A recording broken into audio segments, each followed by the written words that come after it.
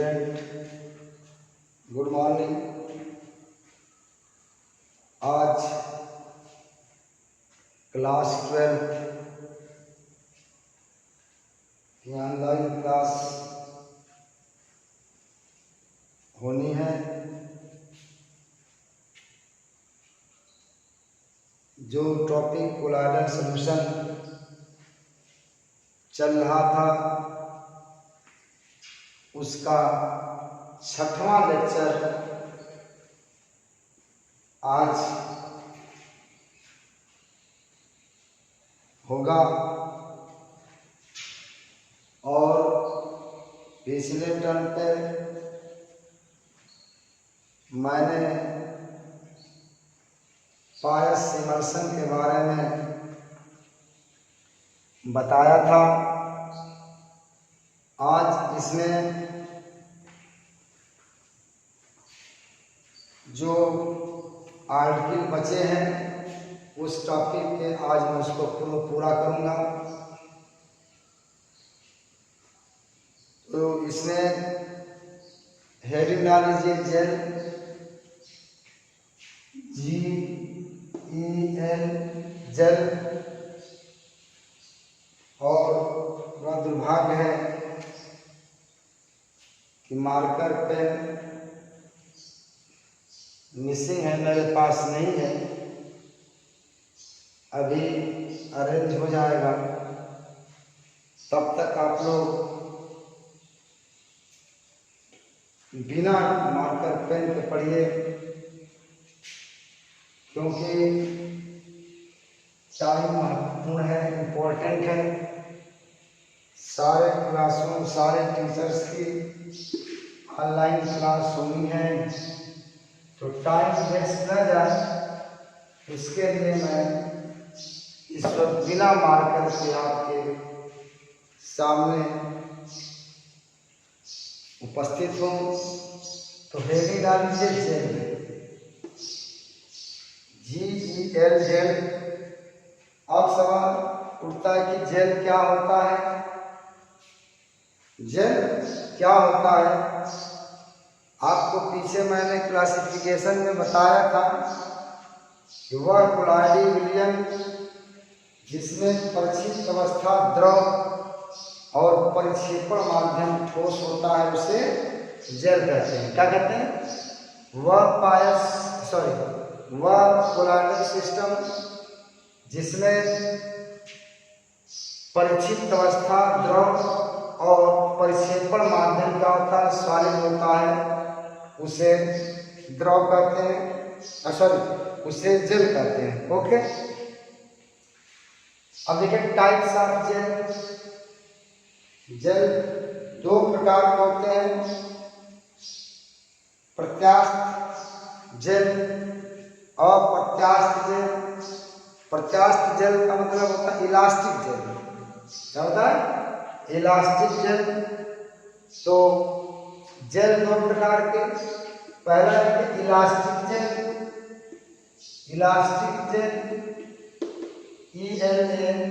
ELASTIC, elastic. और दूसरा लिखिए inelastic gel, INELASTIC, inelastic gel. Okay, अब हेडिंग डाल लीजिए इलास्टिक जेल। इलास्टिक जेल क्या होता है? वह जेल जिसमें वायुबल लगाने पर उसके आकार में परिवर्तन हो जाता है, उसके शेप में परिवर्तन हो जाता है, उसे इलास्टिक जेल कहते हैं। वह जेल जिसमें वायुबल लगाने पर उसके आकार में परिवर्तन हो जाता है उसे इलास्टिक जेल कहा जाता है। ओके, एग्जाम्पल लिखिए, starch, gelatin, starch, gelatin, soap. Okay, ये आपका इलास्टिक जेल का एग्जाम्पल है। अब दूसरा देखिए इन इलास्टिक जेल, हिंदी में कहते हैं अप्रत्यास्थ जेल। अप्रत्यास्थ जेल कहा कि वह जेल जिस पर बाह्य बल लगाने पर उसके आकार में कोई परिवर्तन नहीं होता है उसे इलास्टिक जेल कहते हैं। इसे इन इलास्टिक जेल या अप्रत्यास्थ जेल कहते हैं। ओके, वह जेल जिस पर बाह्य बल लगाने पर उसके आकार में परिवर्तन नहीं होता है उसे अप्रत्यास्थ जेल कहते हैं। एग्जाम्पल में लीजिएगा सिलिका जेल। इसका एग्जाम्पल क्या है? Silica gel. ओके, अब हेडिंग नाम लीजिए property of gel. Property of, एक नोट करके लिख लीजिएगा, उसके बाद लिखिए नोट करके जेल बनने की क्रिया को जैलीकरण या जिलेशन कहते हैं। क्या कहते हैं? जेल बनने की क्रिया को जिलेशन कहते हैं। GELATION। देखिए कि जेल बनने की क्रिया को जिलेशन कहते हैं। ओके, और समझ आ गई? अब अगली पॉइंट लीजिए, हेडिंग नाम लीजिए प्रॉपर्टी ऑफ जेल। 3-4 प्रॉपर्टीज की है property of gel. Property of gel में पहला लिखिए, पहली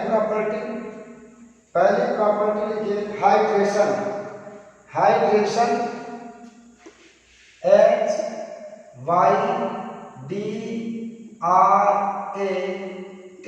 HYDRATION। हाइड्रेशन। हाइड्रेशन का कि पूर्ण निर्जलीकरण। पूर्ण निर्जलीकृत का मतलब होता है जिसमें से पानी पूरा निकल गया हो। पूर्ण निर्जलीकृत प्रत्यास्थ जेल में प्रक्षेपण माध्यम मिलाने पर पुनः जेल बन जाता है उसे हाइड्रेशन कहते हैं। क्या कहते हैं? पूर्ण निर्जलीकरण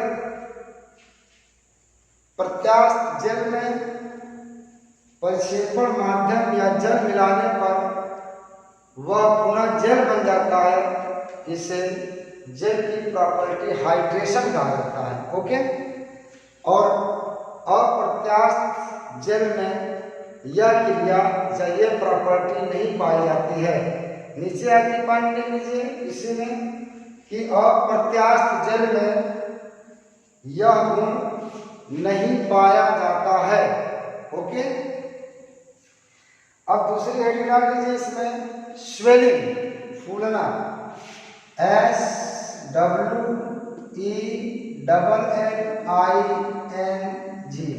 स्वेलिंग। स्वेलिंग फूलना का था कि अपूर्ण निर्जलीकृत का मतलब पानी पुराना निकला। अपूर्ण निर्जलीकृत प्रत्यास्थ जेल में पानी मिलाने पर या प्रक्षेपण माध्यम मिलाने पर पुनः जल क्या होता है? पुनः जेल फूल जाता है या जेल का आयतन बढ़ जाता है। इसे क्या कहते हैं? जेल का फूलना कहते हैं। क्या कहते हैं? कहा था कि अपूर्ण निर्जलीकृत प्रत्यास्थ जेल में जल मिलाने पर जेल का आयतन बढ़ जाता है, जिससे जेल क्या होती है? फूल जाती है। इससे कहा जाता है स्वेलिंग ऑफ जेल। ओके, अब तीसरी प्रॉपर्टी लिखिए साइनर्सिस।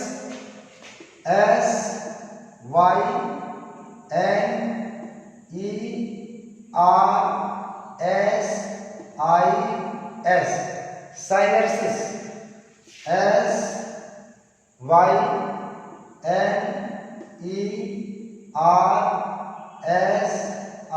SYNERSIS एक प्रॉपर्टी साइनर्सिस है। साइनर्सिस का मतलब क्या होता है कि जेल को रख देने पर जेल से प्रक्षेपण माध्यम धीरे धीरे क्या होता है? निकल जाता है। इसको कहते हैं साइनर्सिस। क्या कहते हैं? साइनर्सिस। यानी जेल को रखने पर जल से प्रक्षेपण माध्यम का धीरे धीरे जल से बाहर निकल जाना साइनर्सिस कहलाता है। ओके, अब एक प्रॉपर्टीज को थिक्सोट्रॉपी, THIXOTROPHY,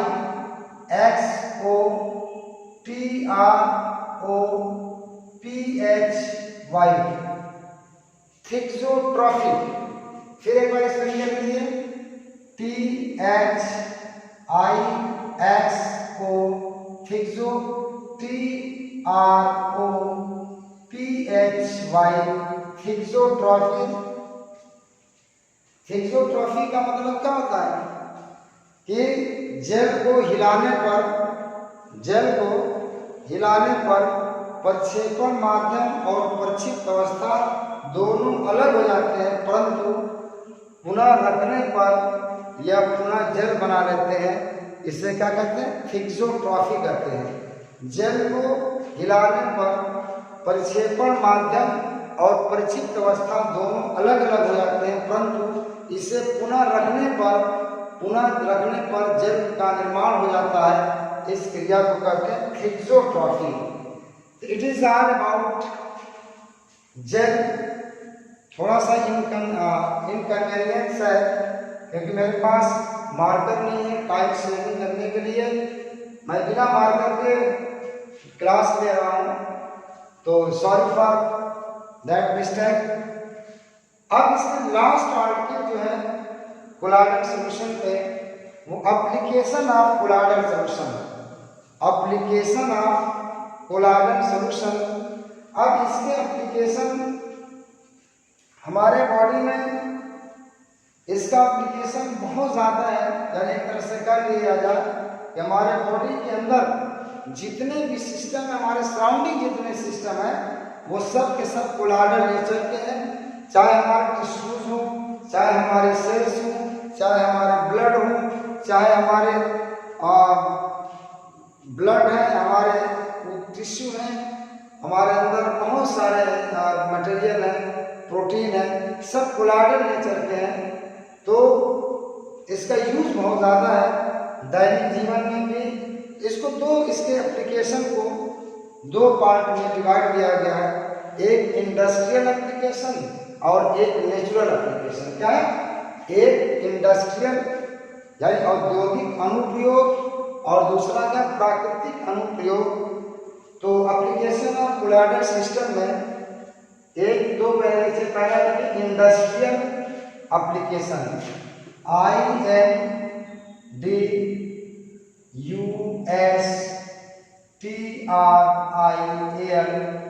INDUSTRIAL,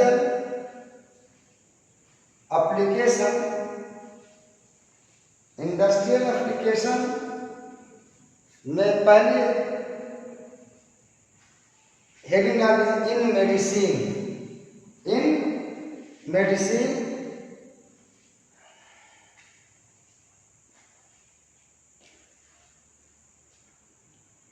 इन मेडिसिन बहुत सारी दवाएं कोलाइडल नेचर में ही वो अपना फंक्शन शो करती हैं। जैसे आर्जिराप, ARGYROL,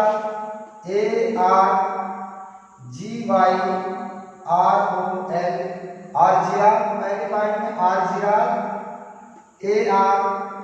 ARGYROL, आर्जिराल। प्रोटारगाल,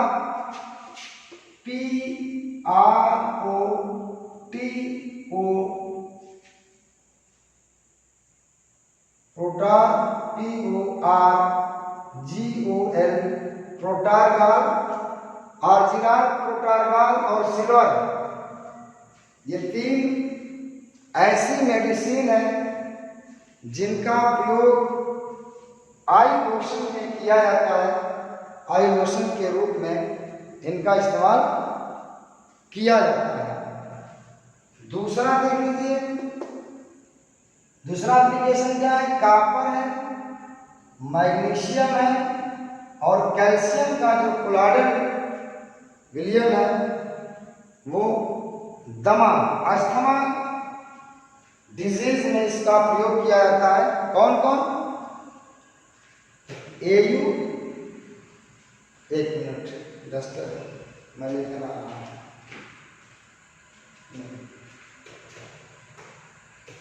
AU कैल्शियम और मैग्नीशियम का प्रयोग के कुलारी साल्ट का प्रयोग अस्थमा में किया जाता है। ओके, और लिखिए चौथा एप्लीकेशन, चौथी दवा सल्फर का जो कुलारी क्लियर है उसका प्रयोग कहाँ पे किया जाता है? इसका प्रयोग कीटनाशक के रूप में किया जाता है। ओके, किसमें किया जाता है? कीटनाशक के रूप में। किसमें? सल्फर। और चौथा इसमें एग्जाम्पल है, चौथा एग्जाम्पल इसमें milk of magnesia, milk of magnesia calcium hydroxide, magnesium hydroxide MgOH twice, इसको मिल्क ऑफ मैग्नीशिया कहते हैं। Milk of magnesia MgOH twice. It is basic in nature. जब हमारे पेट में एसिडिटी, एसिड की मात्रा बढ़ जाती है, इस एसिड को उदासीन करने के लिए बाहर से मिल्क ऑफ मैग्नीशिया दिया जाता है, जिससे हमारे पेट के अंदर एसिड की मात्रा कम होती है, जिससे हमको कंफर्टेबल क्या होता फील होता है। ओके, तो ये आपके कुछ एग्जाम्पल है मेडिसिन में इसका प्रयोग। पहला क्या? आर्जिरॉल, प्रोटागॉल और सिल्वर का प्रयोग किसमें? आई लोशन में। AU गोल्ड, कैल्शियम, मैग्नीशियम का क्लोराइड विलयन किसमें? अस्थमा में, दमा में। उसके बाद सल्फर का प्रयोग कीटनाशक में, मिल्क ऑफ मैग्नीशिया का प्रयोग एंटासिड में, यानी हमारे पेट में अम्ल को उदासीन करने के लिए इसका प्रयोग किया जाता है। अब देखिए अगला एप्लीकेशन, ये तो मेडिसिन में था। लिखिए पहला, दूसरा धुएं का अवक्षेपण, कार्बन का अवक्षेपण, कार्बन का अवक्षेपण। जितने भी स्मोक है, smoke is the colloidal nature. Smoke में क्या होता है? डिस्पर्सन मीडियम एयर होती है, उसमें कार्बन के पार्टिकल परिचित अवस्था के रूप में क्या करते हैं? फैले रहते हैं। तो कार्बन का जो कोलाइडल स्मोक में जो परिचित अवस्था कार्बन है, उस पर ऋणावेशित चार्ज होता है। क्या होता है? ऋणावेशित चार्ज होता है, जिसका इसको ये इज वेरी डेंजरस, ये बहुत हानिकारक है। इसको स्मोक से निकाला जाता है। और कैसे निकाला जाता है? कंपनीज वगैरह में जो धुआं निकलने की चिमनियां होती है, उस चिमनियों में कार्बन क्या लगाया था? इस पे माइनस चार्ज है, इस पे कार्बन पे, तो उस पे क्या कर दिया था? एनोड चिमनी में फिट कर दिया जाता है। तो वहां पे क्या है? वहां पे इलेक्ट्रोफोरेसिस होती है। तो कार्बन पार्टिकल जाकर के एनोड पे क्या धन चार्ज है, कार्बन पे ऋण चार्ज है, जाकर के एनोड पर चिपक जाता है, जिससे स्मोक जो होता है वो कार्बन फ्री हो जाता है। तो धुएं के अवक्षेपण में, कार्बन के अवक्षेपण में, धुएं से कार्बन के अवक्षेपण में, तो धुएं से कार्बन ऐसे निकाला जाता है, चिमनियों में एनोड फिट कर दिया जाता है, जिससे कार्बन क्या होता है? चिपक जाता है। ओके, तो दूसरा प्रयोग था कार्बन का अवक्षेपण। तीसरा लिखिए गटर का पानी का शोधन, गटर के पानी का शोधन। गटर का जो पानी होता है उसमें क्लोराइड का पर ऋणावेशित चार्ज होता है। तो गटर पे जगह जगह पर एनोड फिट कर दिया जाता है, जिससे अशुद्धियां जो होती हैं वो पानी पर क्या अशुद्धियां होती हैं जो एनोड पर क्या होती चिपक जाती है, जिससे गटर का पानी क्या होता है? शुद्ध हो जाता है। ओके, अब देखिए चौथा लिखिए रबर में। रबर क्या होता है? यह जल में उपस्थित ऋणावेशित कण से बना हुआ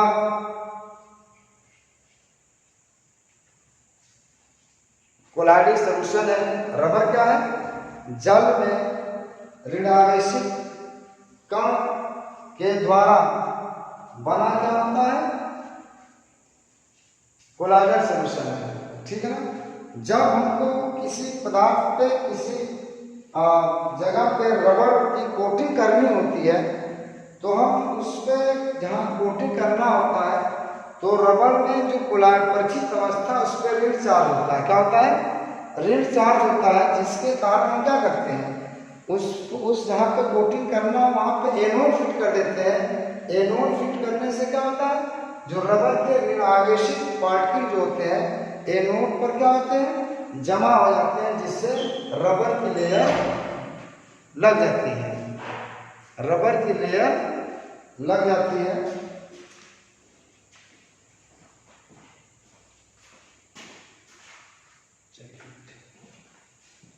रबर की परत बन जाती है। इस तरह से रबर इंडस्ट्री में इसका प्रयोग अब मार्कर उपलब्ध हो चुका है। तो पहला मैंने बताया था, पहला उपयोग इसका क्या था, एप्लीकेशन इन मेडिसिन। दूसरा कार्बन, धुएं से कार्बन का अवक्षेपण। तीसरा गटर के पानी का शोधन। चौथा रबर उद्योग में। पांचवा पानी का शुद्धिकरण। पानी जो होता है इसमें ऋण आवेशित कोलाइडल पार्टिकल होते हैं, जिसमें एनोड रख करके, एनोड फिट करके पानी को शुद्ध कर लिया जाता है। ये इंडस्ट्रियल लेवल पे इसके एप्लीकेशन 5 हो गए, इसको ध्यान रखिएगा। अब है नेचुरल एप्लीकेशन। क्या है? प्राकृतिक। दूसरा क्या है?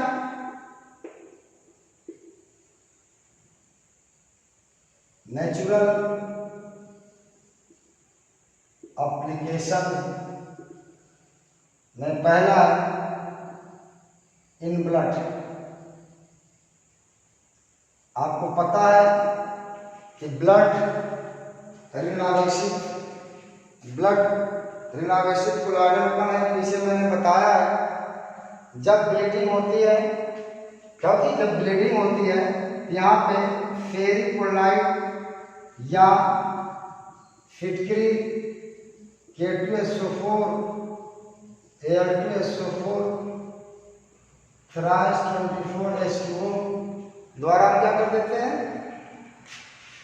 इसके लगाने से ब्लड क्लॉट रहता होता क्या है, Fe++ यहाँ से या एल्यूमिनियम से Al+++, ये आयन क्या करते हैं, ब्लड को क्या करते हैं, अस्कंदित कर देते हैं। ये आयन क्या कर देते हैं, ब्लड को अस्कंदित कर देते हैं।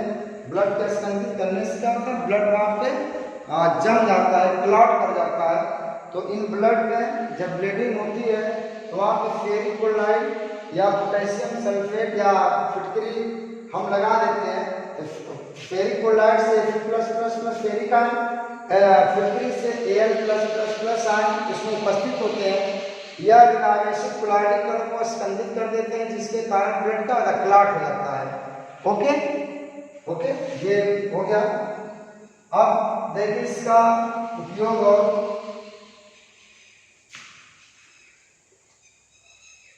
इन डेल्टा फॉर्मेशन, इन डेल्टा फॉर्मेशन, इन डेल्टा फॉर्मेशन आप नदी का पानी जो है वो कोलाइडल नेचर का है। ओके, जब ये पानी, इनमें शुद्धियां जो होती हैं, ये नदी का पानी कोलाइडल नेचर का है, उसके कोलाइडल कण पर ऋण आवेशित चार्ज होता है। जब ये पानी समुद्र के मुहान पे, समुद्र पर गिरता है, जहाँ पे गिरता है उसको मुहान कहा जाता है। तो आपको पता है कि समुद्र में लवण की मात्रा बहुत ज़्यादा होती है, लवण उसमें ज़्यादा होते हैं। तो लवण का जो धनायन होता है, समुद्र के लवण के जो धनायन होता है वो नदी के पानी में जो कोलाइडी कण है उसको स्कंदित कर देता है। स्कंदित करने से वो कोलाइडी कण पास पास आ जाते हैं और पास पास आकर क्या आते हैं, नीचे बैठ जाते हैं। और जब नीचे बैठने लगते हैं वहाँ पर डेल्टा फॉर्मेशन इस तरह से हो जाता है। इस तरह से डेल्टा फॉर्मेशन आपका मुहान पे आपको मिलेगा। ये किसके कारण है, स्कंदन के कारण, इन डेल्टा फॉर्मेशन। ओके, इसका कैसे क्या मतलब, नदी का पानी जो है वह ऋण आवेशित कोलाइडल सॉल्यूशन है। जब वो समुद्र में गिरता है तो समुद्र में उपस्थित विद्युत अपघट्ट, वहाँ पे लवण ज्यादा होते हैं, उसके धनायन द्वारा नदी के पानी के कोलाइडी कण का स्कंदन हो जाता है, जिससे कोलाइडी कण पास पास आकर के नीचे बैठ जाते हैं। बैठ करके धीरे धीरे उसका डेल्टा का निर्माण हो जाता है। ओके, तो इस तरह से डेल्टा फॉर्मेशन। और अगली पॉइंट देख लीजिए, प्रकाश का, आकाश का नीला दिखाई देना। आकाश का नीला दिखाई देना, आकाश का नीला दिखाई देना। आकाश क्यों नीला दिखाई देता है, जो हमारे एटमॉस्फेयर है, एटमॉस्फेयर में जो गैसेस हैं, जो मिलियन है, वो कोलाइडल नेचर का है। वो सभी कोलाइडी, ये कोलाइडी नेचर का है कि इसमें जो कोलाइडल कण है वो क्या करते हैं, ये कोलाइडल कण प्रकाश की सभी किरणों को अवशोषित कर लेते हैं, केवल नीले प्रकाश को क्या करते हैं, परिकिरणित करते हैं, जिसके कारण हमको आकाश का होता है नीला दिखाई देता है। ओके, तो ये आपका आकाश का नीला दिखाई देने का कारण ये है कि जो एयर हमारे आकाश के बीच में जो माध्यम है, जिसमें एयर है, कोलाइडल नेचर का है। इस कोलाइडल नेचर के जो कोलाइडी कण होते हैं वो प्रकाश की सभी किरणों को अवशोषित कर लेती है, केवल नीले प्रकाश को प्रतिबिंबित कर देती है, जिसके कारण क्या होता है, आकाश नीला दिखाई देता है। और अगला जो है समुद्र का नीला दिखाई देना। समुद्र का नीला भी इसी कारण दिखाई देता है कि समुद्र का जो कण होता है, समुद्र जो होता है कोलाइडल नेचर का होता है। इस कोलाइडल नेचर में जो कोलाइडी कण है वो प्रकाश के सभी प्रकाश को परिकिरणित कर देते हैं, केवल नीले प्रकाश को, सभी प्रकाश को अवशोषित कर देते हैं, केवल नीले प्रकाश को परिकिरणित करते हैं, जिसके कारण समुद्र नीला दिखाई देता है। ओके, ये हो गया। अब इन मिल्क, बटर, ये सब आपके कोलाइडल नेचर के हैं। दूध है, बटर है, पनीर है, ये सब इसका ये नेचुरल एप्लीकेशन है। इसका आप जानते हैं एप्लीकेशन क्या है, मिल्क का, बटर का, पनीर का। तो it is all about colloidal solution. तो कोलाइडल सॉल्यूशन का टॉपिक समाप्त हुआ। अब जो मैंने पृष्ठ रसायन बता रहा था, सरफेस केमिस्ट्री में पहला टॉपिक था। दूसरा टॉपिक इसमें उत्प्रेरण है। क्या है? उत्प्रेरण, catalysis. Catalysis, okay, it is next topic. उत्प्रेरण क्या होता है, कैटालिसिस क्या होती है? जैसे देखिए N2 + 3S2 इक्विलिब्रियम 2NH3, ये आयरन आपका कैटलिस्ट है। कैटलिस्ट है, कहा था कि वह बाह्य पदार्थ ये इसमें डाला गया है, बिना इसकी उपस्थिति में रिएक्शन होगा नहीं। कहा था कि वह बाह्य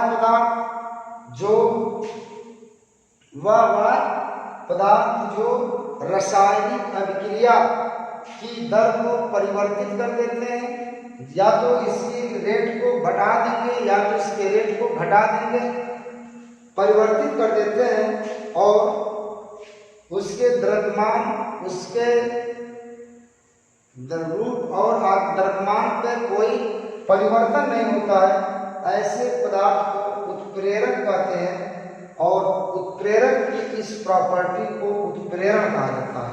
ओके, उत्प्रेरण क्या होता है? उत्प्रेरक क्या होता है? एक कैटलिस्ट हो गया, ये उत्प्रेरक है, यह उत्प्रेरण है। वह पदार्थ जो रासायनिक अभिक्रिया की दर को घटा या बढ़ा देता है, परंतु रासायनिक अभिक्रिया के समय वह अपरिवर्तित रहता है, उसमें कोई चेंज नहीं होता है, उसे हम क्या कहते हैं? उत्प्रेरक कहते हैं। और उत्प्रेरक की इस प्रॉपर्टी को उत्प्रेरण कहा जाता है। ओके, एक बार फिर डिफिनेशन आप लिख लीजिए कि वह पदार्थ, बाहर से डाला गया पदार्थ, वह पदार्थ जो रासायनिक अभिक्रिया की दर को परिवर्तित कर देता है, परंतु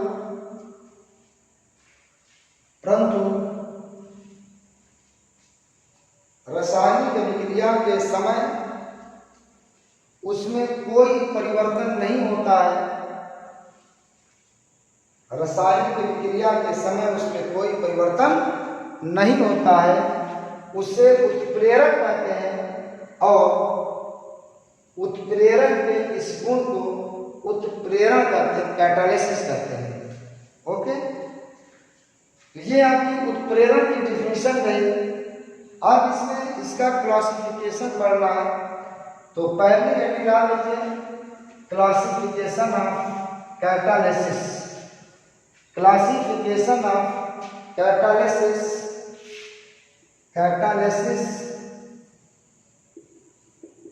कैटालिसिस ये पहला है ऑन द बेसिस ऑफ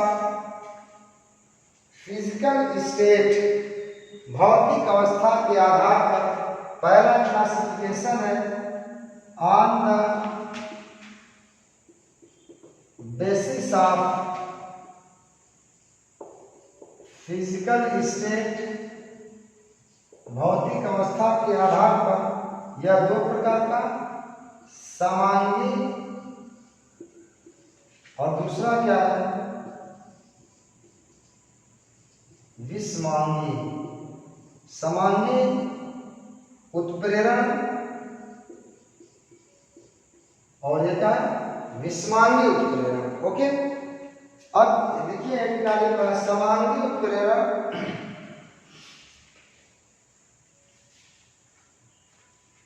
समांगी उत्प्रेरण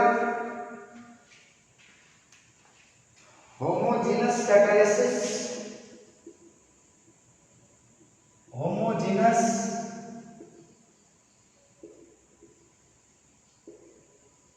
कैटालिसिस का वह उत्प्रेरण विक्रिया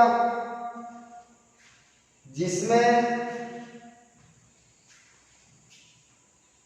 अभिकारक और उत्प्रेरण, जिसमें अभिकारक और उत्प्रेरक एक ही भौतिक अवस्था में उपस्थित रहते हैं, उसे हम क्या कहते हैं?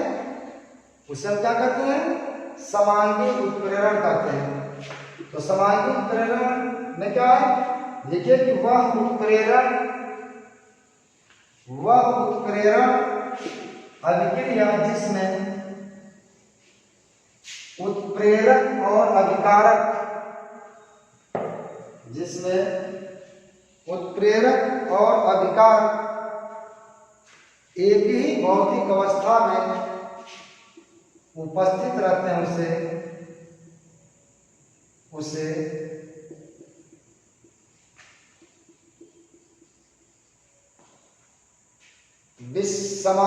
समांगी उत्प्रेरण कहते हैं।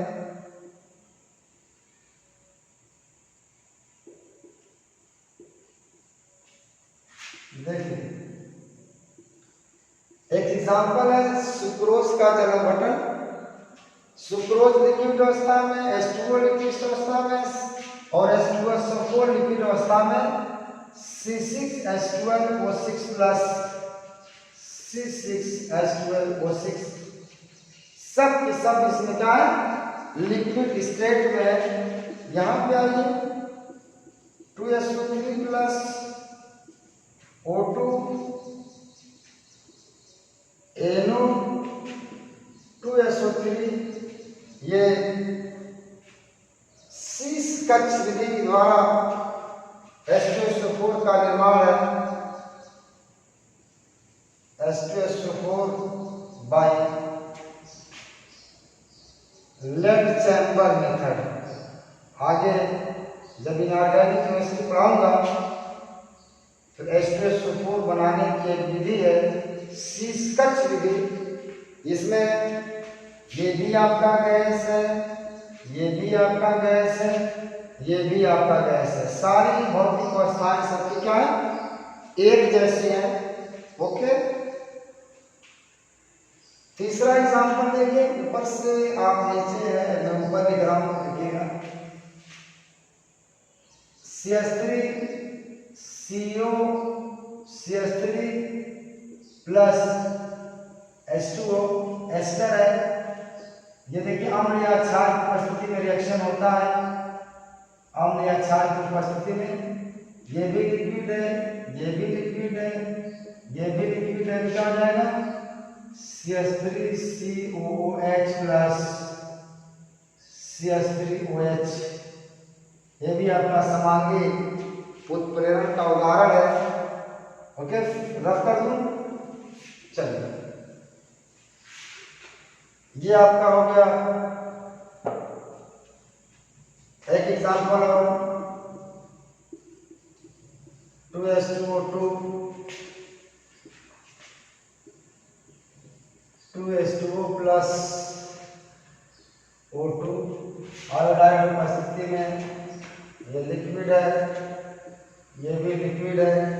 यह आयोडाइड उपस्थिति में इसका मेटल हाइड्रोजन पेरोक्साइड का होता है। ये भी आपका होमोजेनियस का एग्जाम्पल है। Okay, it is all about homogeneous catalysis and its example. Now going on second types, that is विषमांगी उत्प्रेरण, हेट्रोजीनस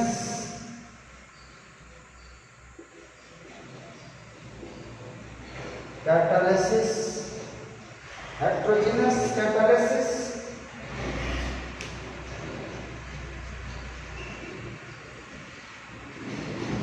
विषमांगी उत्प्रेरण, अब इसको मैं कल नेक्स्ट टॉपिक पे आपको एक्सप्लेन करूंगा।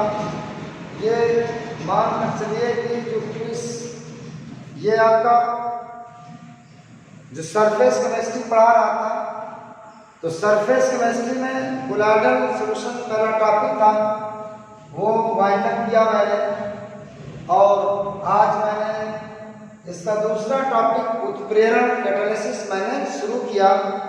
और थोड़ा सा मैंने आपको बताया जो नेक्स्ट लेक्चर होगा उसमें और डिटेल्स आपका उत्प्रेरण कैटालिसिस पे दूंगा। तब तक के लिए आपसे मैं इजाज़त चाहता हूँ। थैंक यू, धन्यवाद।